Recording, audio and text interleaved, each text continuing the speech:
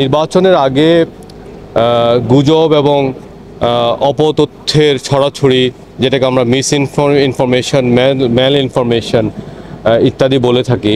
তো সেজন্য আমরা আইসিটি থেকে বিভিন্ন স্তরের ট্রেনিংয়ের আয়োজন করেছি। আমরা প্রথমে বিভিন্ন মন্ত্রণালয়ের যে তথ্য অফিসার আছেন তাদেরকে নিয়ে আমরা একটা ট্রেনিং দিয়েছি। সেই ট্রেনিংয়ে দুটো কম্পোনেন্ট ছিল, একটা হচ্ছে ডিজিটাল ভেরিফিকেশন আর আরেকটা হচ্ছে ডিজিটাল ভেরিফিকেশনে আমরা ফ্যাক্ট চেকিং করি, ইনফরমেশন, ম্যাল ইনফরমেশন ইত্যাদি নিয়ে কাজ করি। আমরা তাদেরকে টুলগুলো কী কী টুল ব্যবহার করে এই বিষয়গুলো ভেরিফাই করা যায় সে সম্পর্কে একটা ট্রেনিং দিয়েছি।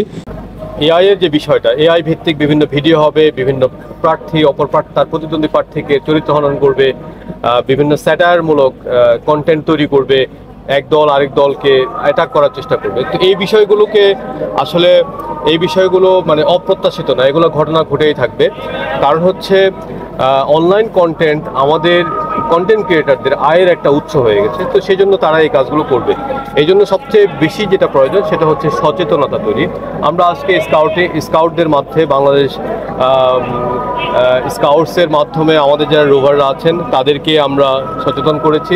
এভাবে আমি মনে করি যে ওনারা নিশ্চয়ই আঞ্চলিকভাবে এ ধরনের সচেতনতার প্রোগ্রাম তৈরি করবেন। আর জাতীয় নির্বাচনে স্কাউটসদেরকে কিভাবে ব্যবহার করা যায়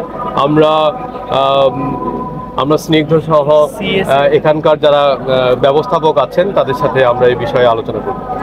আপনারা জানেন যে সরকার চাইলেই সোশ্যাল মিডিয়ার যে কোনো কন্টেন্ট ডাউন করে দিতে পারে না। সরকার শুধুমাত্র প্ল্যাটফর্মকে রিকোয়েস্ট করতে পারে।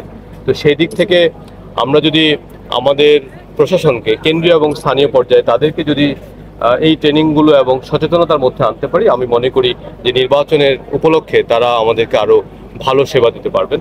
আমরা আমাদের এই ট্রেনিং প্রোগ্রামগুলো অব্যাহত রাখব।